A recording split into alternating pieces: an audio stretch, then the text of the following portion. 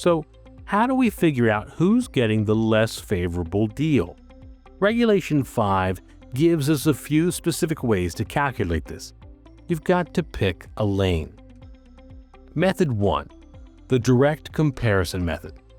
This is exactly what it sounds like.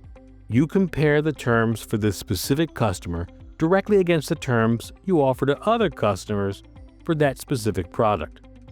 If you have a standard rate sheet where 750 plus scores get 5%, and this customer is getting 7%, boom, direct comparison. They're getting worse terms. Send the notice. Crucial note: if you use this method, or the next two, you send the standard risk-based pricing notice. Now, this notice doesn't necessarily show their score, but it must list the credit bureau that you used and tell them they have a right to a free copy of their report to check for errors.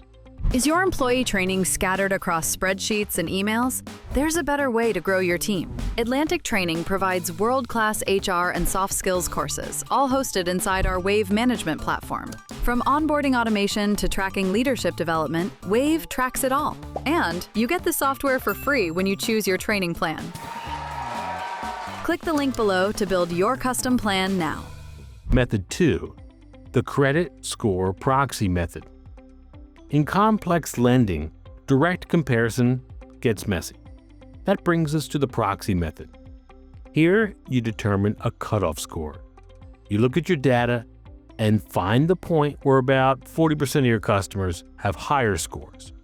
That means, by definition, the other 60% have lower scores. Anyone with a score below that cutoff point, they get the notice.